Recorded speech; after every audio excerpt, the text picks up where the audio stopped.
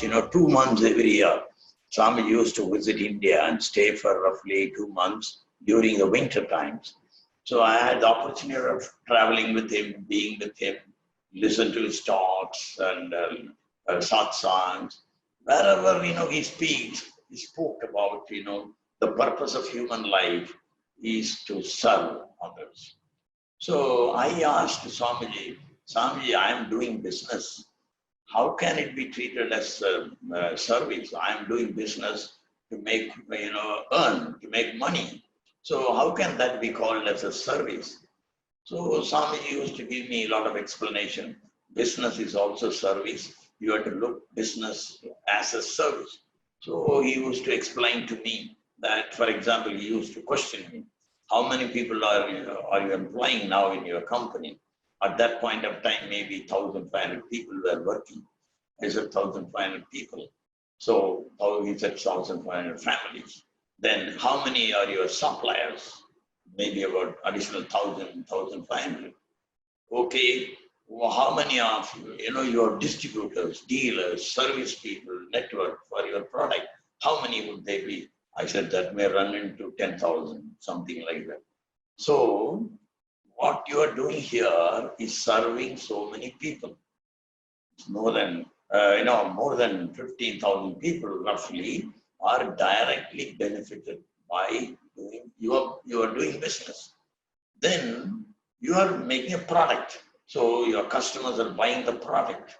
What for are they buying? They are buying for a purpose. So it has to serve the purpose. So for example, horns, we were manufacturing, still we are manufacturing horn. So the horn they buy so that whenever they want safety, they blow the horn. It should work. That means it is serving them. So everything is service.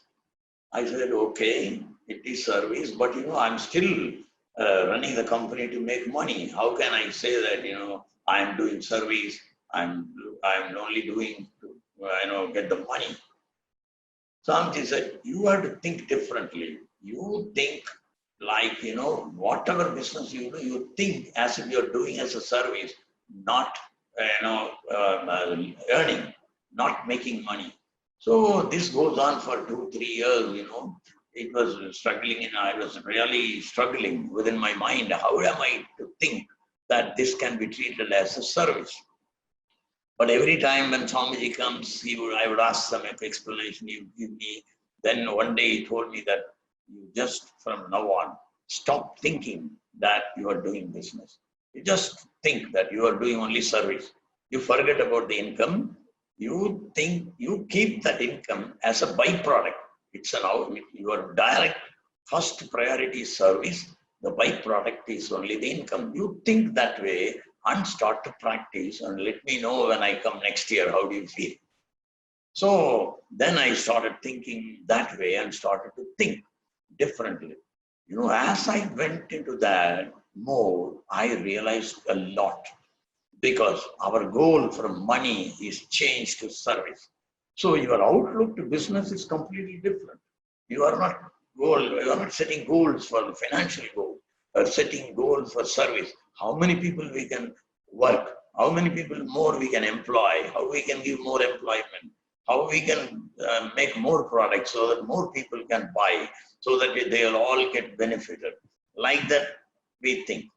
Then next comes, once you start to think that you are not doing business, it is a service, then you take care of your people first. Because when they are good, then only they will be able to work. So I started to keep thinking all the people who are working for us as family members.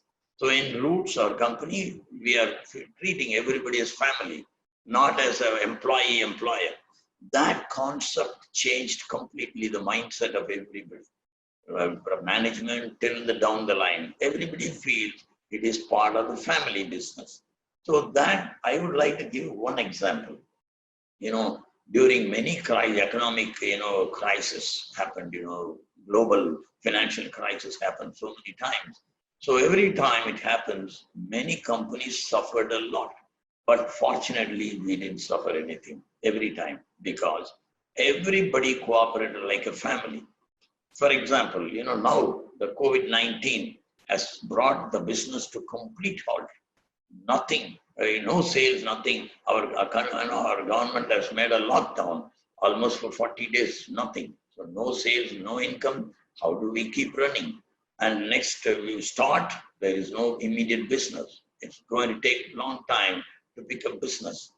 So what other companies have done is they've retrenched people and they've reduced the salary by 50%, 40%, 30%, and started to function. Otherwise, they cannot survive.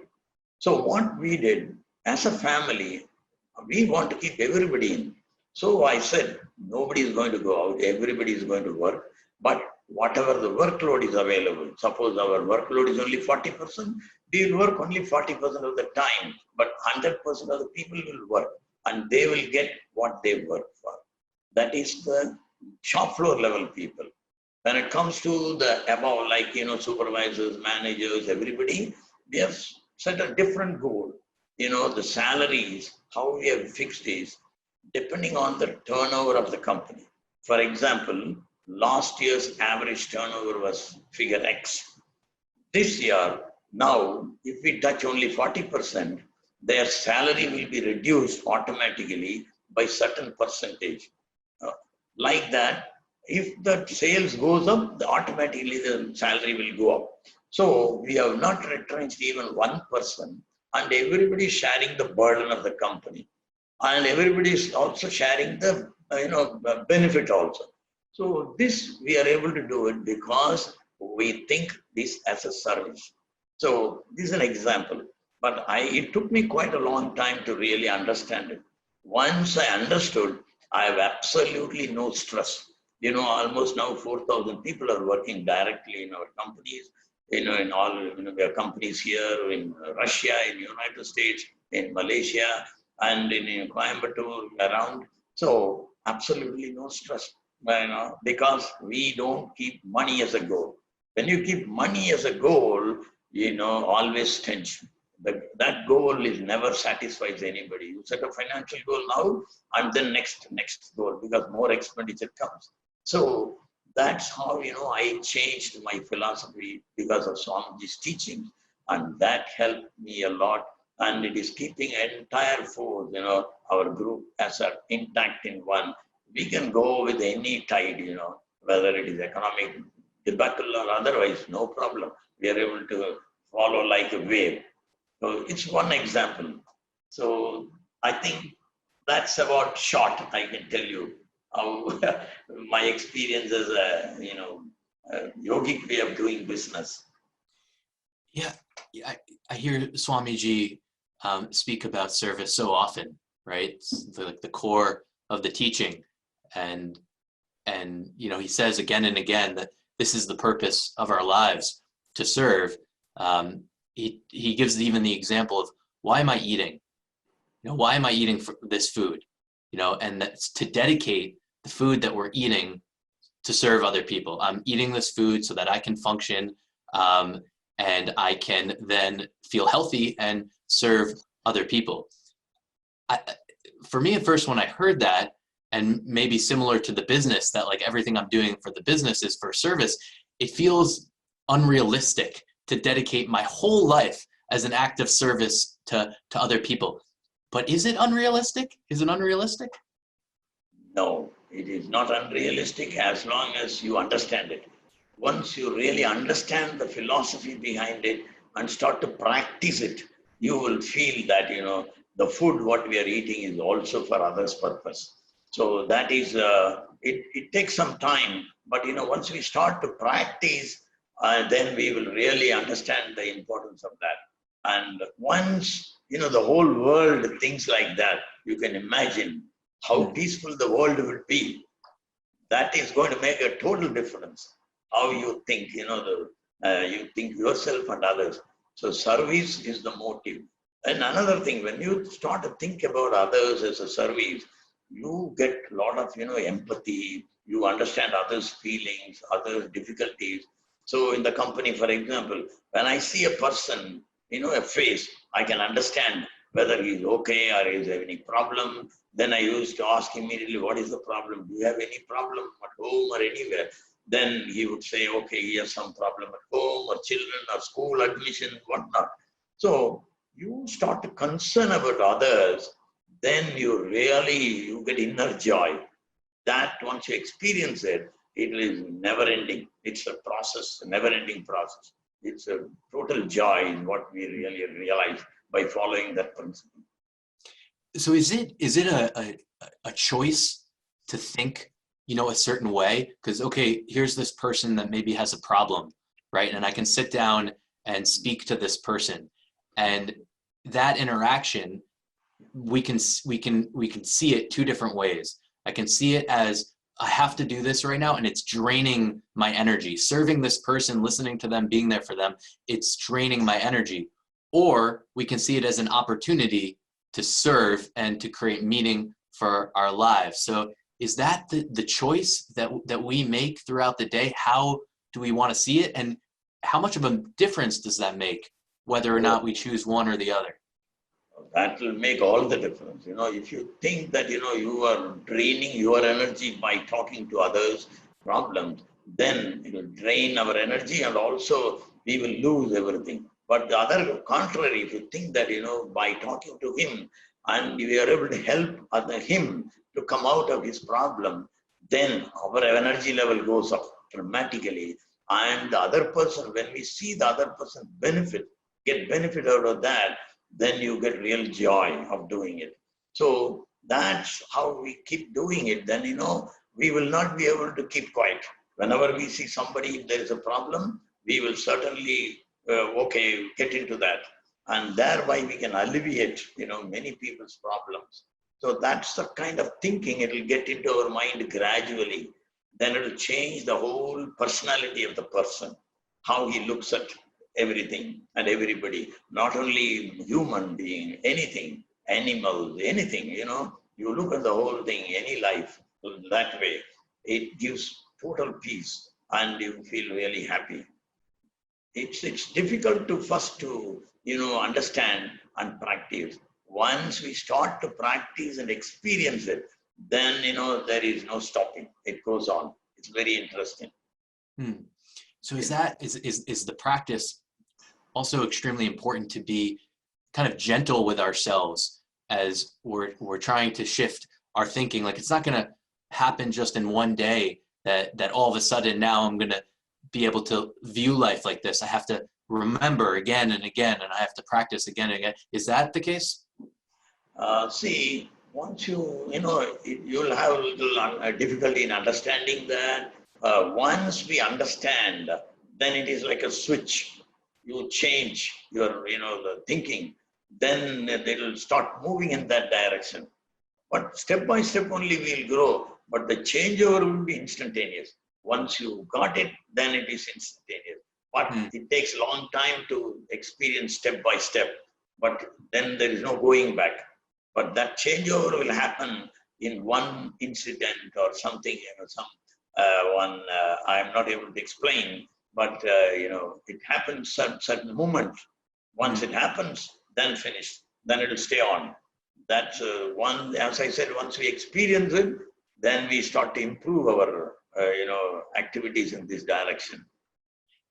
Is there anything we can do to make there be a better chance for those moments to happen? Right? Like, do those moments, they just happen whether or not we're open, or opening up in a way, does that allow for those moments of importance to happen? Do you understand the question I'm asking? Maybe a little bit. I got a little bit. Anyway, I'll try. See, what I meant moment is, you contemplate, you think, how do you serve others? You keep on thinking. But once you got a clarity that, yes, the serving is going to change my perspective, my thinking. Once that comes into our mind, then the change happens. Well, then you look at things, everything, everybody in that direction, everything, whatever you look at it as, what can I do? How can I improve others' life? And what can I do for him or her or whatever it is? Then we'll keep improving that.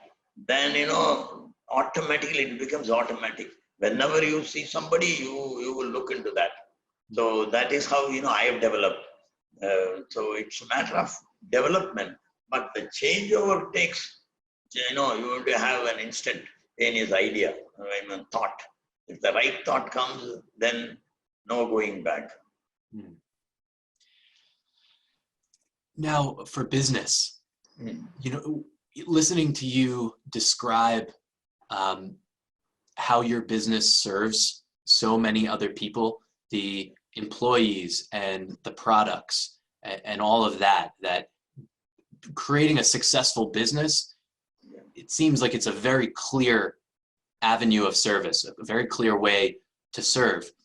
But for some reason, it seems that many people see business, being successful at business, being the opposite of kind of being a yogi and serving others. Why is that the case? Because, they are not aware. You go to any business school or any college, education system is set like that. It's all materialistic way of teaching. So the goals are set only materialistic goals. So everybody from the childhood, their goal is set in that direction. So it's going to take a long time to change that, because we need some, like Swamiji, some teachers to really give us the perspective. Otherwise, it's not that easy, because from the childhood, people are exposed to that kind of exposure. You go to business school, they talk only about targets, goals, achievements, and pressure, every time pressure. You have to have their mobile phone 24 hours on, and there is no peace of mind. People who are working in companies, you see, they don't have peace of mind. They're working without really, having time to think. That is because of the goal set like that. But it's not easy to change. The person, the promoter has to have such access to teachings, some teachers who can give such input. Because by itself to happen, maybe one can read a biography of gurus like Swamiji and others, and one has to start to practice and develop. So this takes a long time, absolutely. So this is, I know we are fortunate to have Swamijis to teach us and guide us. So that's why we are able to do it. Otherwise, I wouldn't have done it. I would have set the goals like anybody else and gone. So, but of course, my goal was, always not for money. Even my earlier days, my goal was whatever I do, it has to be the best. That was my goal. Quality was my goal. Performance was my goal. Performance of the product. What I do has to be the best. That was my goal. That was also very interesting, no doubt about it. But still, I keep that goal. That's important for the business growth.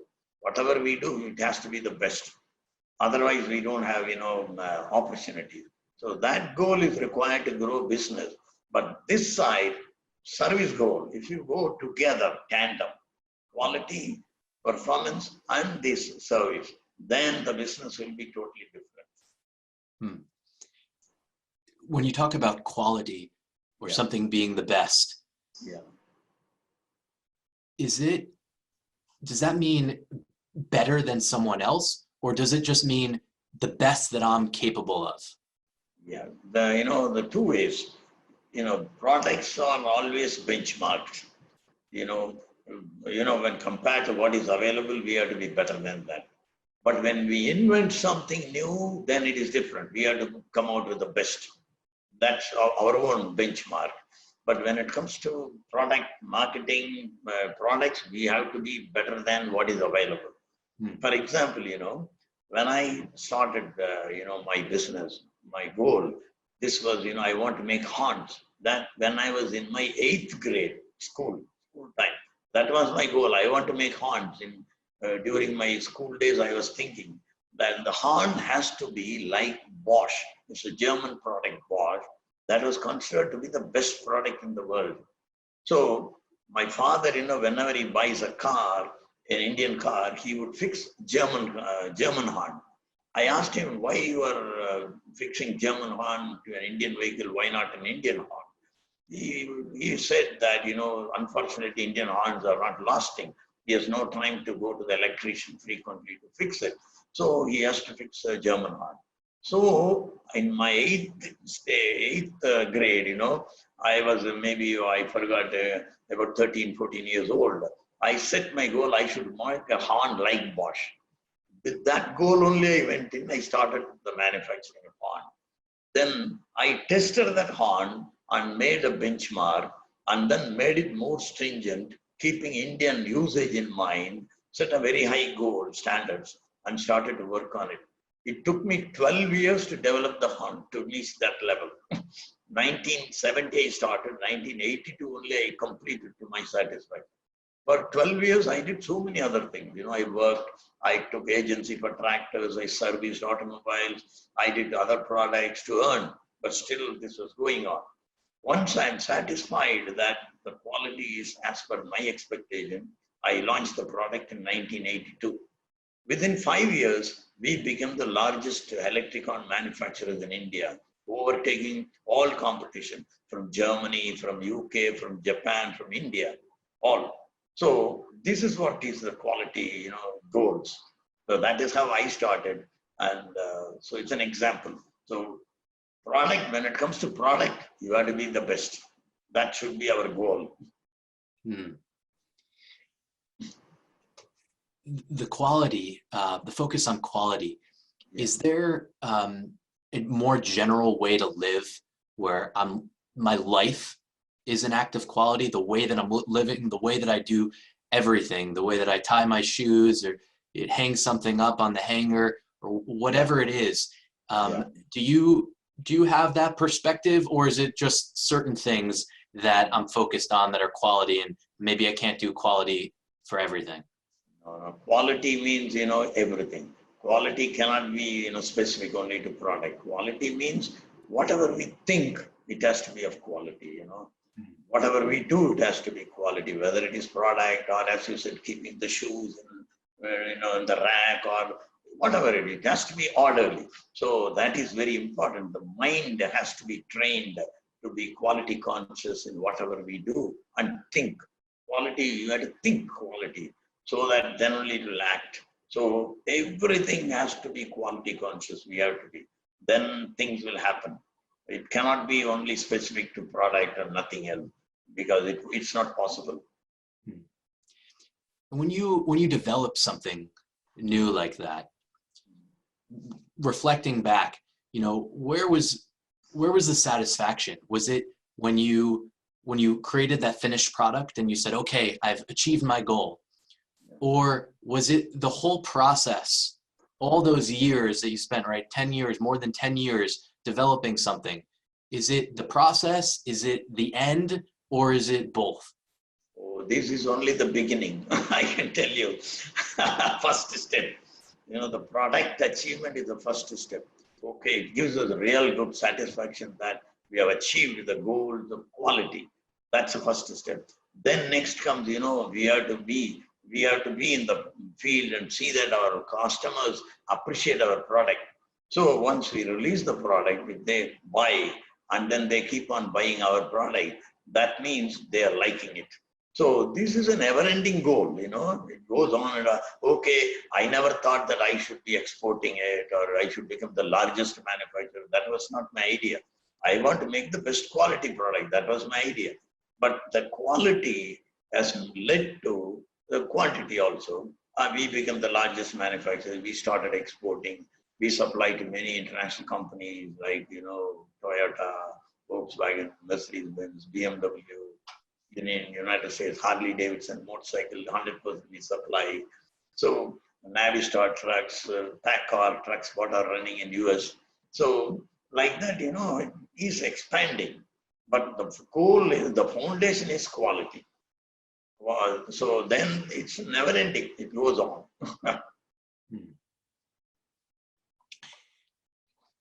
Do you think that maybe there's a lot of people who focus on the money and the dollar amount because it's easy to equate high numbers with success?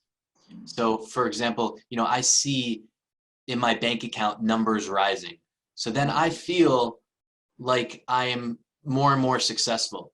As opposed to if I look at service, that my point is service, and service is the measure of the success of my life. That's harder to see. How did this conversation where I helped someone that was in need or gave some food or whatever it was I did, you can't put that into numbers. Numbers are really clean, right? But service itself is not so clean. So is this maybe a reason why many people are just very focused on numbers only because it's so easy in a way? I don't think it is because they think it is easy.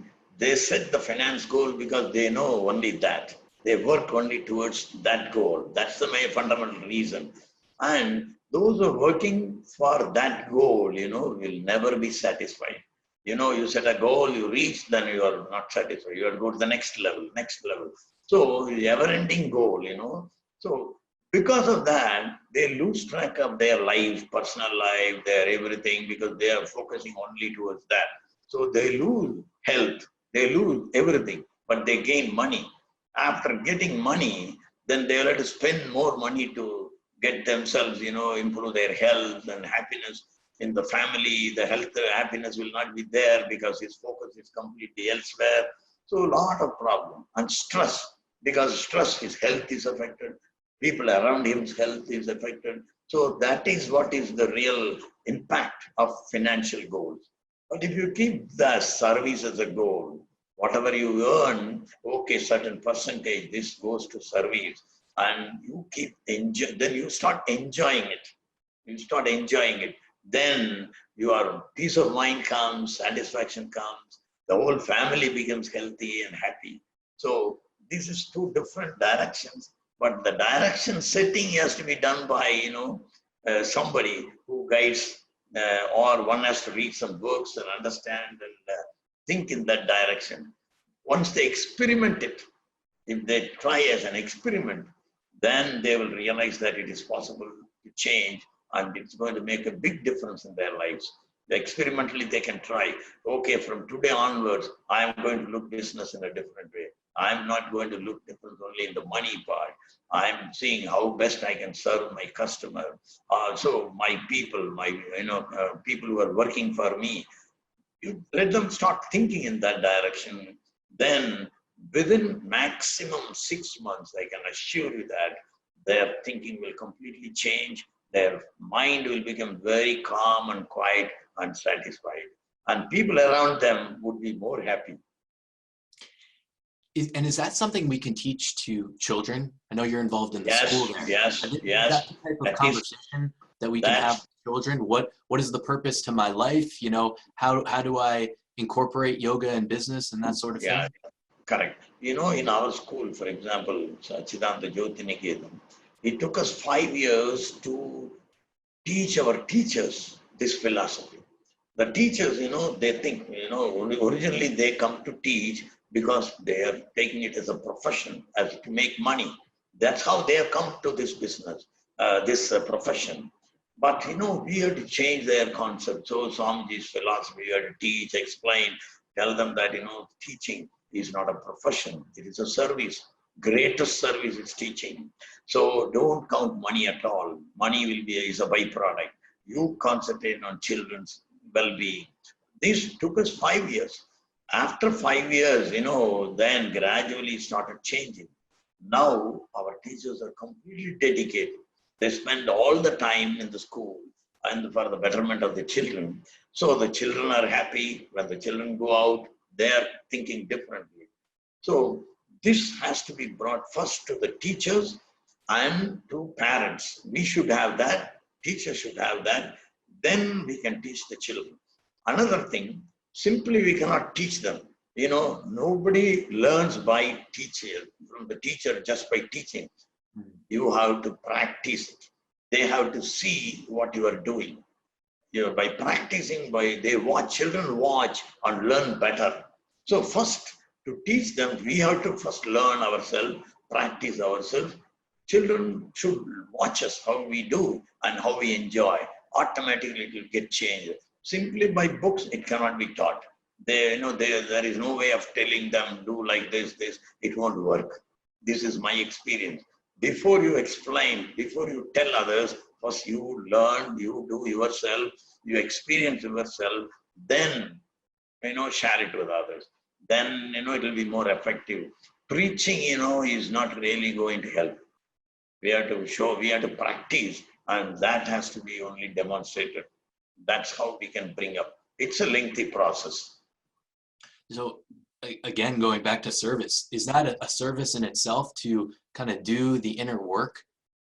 So not to just have the talking points. I can say this and that is what you should do. I need to become that person myself, and by becoming it, I serve the child because, as you said, they see the example. Yeah. That's where yoga and meditation comes, That's what Swami is teaching, the yoga and meditation. You have to go inward, and then, you need to meditate. You have to have yoga. So for a healthy mind and body, you need yoga and meditation very much. So then only the body, first that is important. Then only our mind will think in that direction. Otherwise, a very frustrated mind will not think in that direction. So we have to first condition ourselves, body and mind. That's where yogic way comes. So that is very important. For example, my father asked me to follow yoga from when I was in maybe a 6th grade onwards. I have to do Surya Namaskaram, Sarvangasram every day with him, along with him. Even now I do. I spend 1.5 hours a day. So this is very important. Good thing you asked this question. Otherwise, it's not possible. First, you have to condition yourself, your body and mind. Then only the thinking will happen. Otherwise, the thinking will not happen. So you need to condition it. There, yoga and meditation will certainly help. And diet. Again, yoga and meditation, along with that, perfect diet. Pure vegetarian diet is sattvic diet is very important. Then only our thinking process will align with that. If we don't align, if you don't have that kind of a food, then it's impossible to control our mind. So food is very important. Yoga, meditation, and diet, the pure vegetarian diet is very important for that condition, holistic condition. Then only it is possible. It's a holistic way, not one. It's not possible for just like that somebody to start thinking in that direction. It's a long process.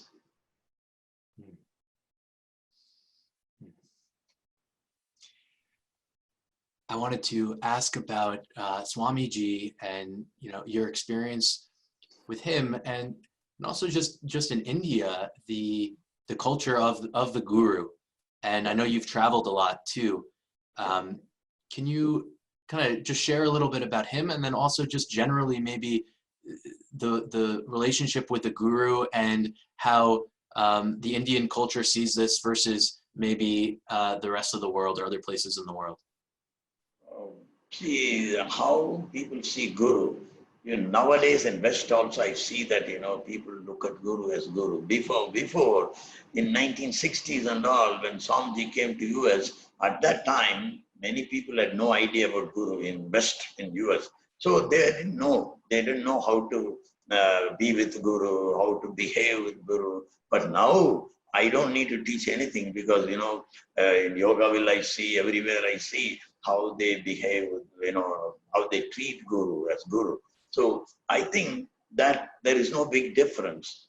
In India, the guru, is like God, as per our, our culture, Mata, Pita, Guru, Devam. That is first mom, mother, father, then guru, then only God. So the guru is more important than God for us. Because guru only is coming in the form of a human form and guides us. So guru is more important than God. He shows us, guides us.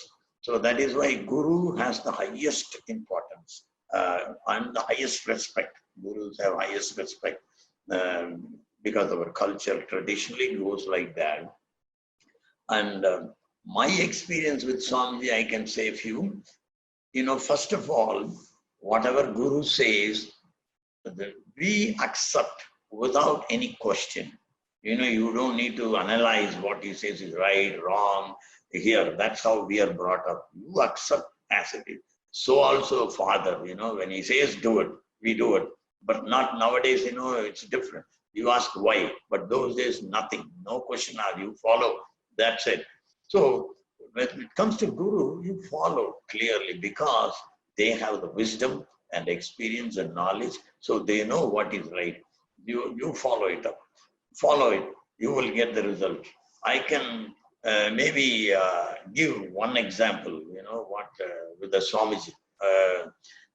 For example, when we bought the land for the school, Swamiji gave directions, ideas, how the land should be. He has given the description of the land. So I located and then found the land. When Swamiji comes, he went around and said, no, this is not good, that's not good. It was going on for 3 years, 4 years. Finally, I was sure that this land will be perfect one. So after 4 years, when Swamiji came, I took him to the land. He walked around everywhere and then said, okay, this is the land we buy. So I said, okay, Swamiji, I will finalize it. You please can go back home. I will go to the man and finalize it. Swamiji, no, I'm coming. I said, okay, we all went to the land owner's house.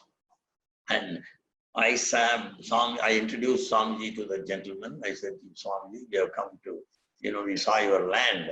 We have come to discuss about it. So Swamiji sat, and then adjacent to Swamiji, I sat, and we started the conversation. I said, we are planning to put up a school. So I want to buy the land. We want to buy the land. That's all I said. Swamiji touched my, thigh. He said, he, prompted me, oh, no, let us go back. We don't need to pursue.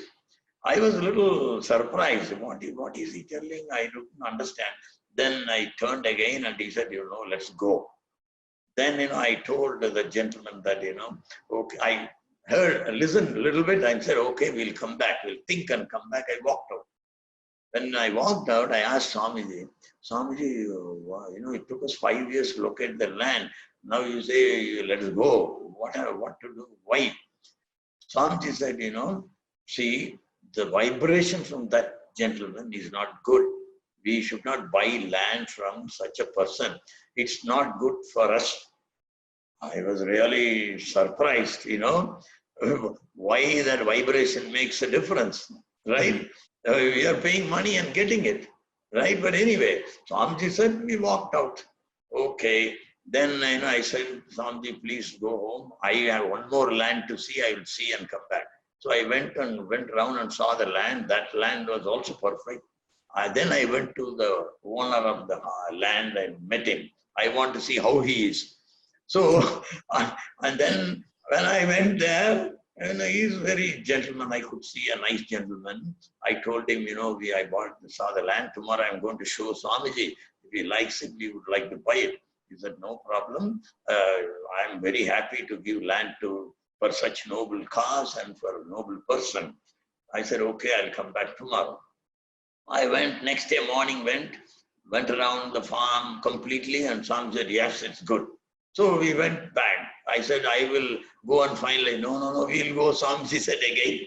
So we went to the owner's place. And then I sat and said, okay, Swamiji, I introduced Swamiji and said, we have come. So please tell us, give us the rate, what rate you want to sell. You know what that gentleman said? You brought such a noble person and you are asking me to give a price. No, I will not give. Whatever you want to give, you give it. You are using it for a good purpose. You pay what you think right. This is what happened. So this is one of the experiences, So you blindly follow Guru. You don't ask anything. It happens. I have hundreds of examples of Swamiji happening like this. Wow. Thank you for sharing that. Do you feel grateful for having so many of those experiences, those stories? Yeah, absolutely. It is, I really enjoy that. And when I think back, how it is possible. it's only possible because of your blind faith. I have blind faith. That's it. Follow what he says, finish. And I enjoy that. And I'm experiencing it, Even now, Swamiji is with us all the time. He's guiding us. Whenever there is problem, I leave it to him. He solves it. I get a solution easily. So that's okay. I love it. And it to me, it brings a feeling of lightness, right? I don't have to make every decision that there's a higher forces at work. Yes. Then, you don't have the weight. You don't have to carry. You're only a tool in the hands of God and Swami. So he does it. So why do you worry about the result? So whatever you do, you don't worry about the result. You keep doing it. Then your peace of mind is good and the result is mostly good only. Even if it is not good, it is far good. That's what I have found out. So don't worry about the result. Do it. Thanks for listening. If you've enjoyed this content and think others might as well, please feel free to share and subscribe.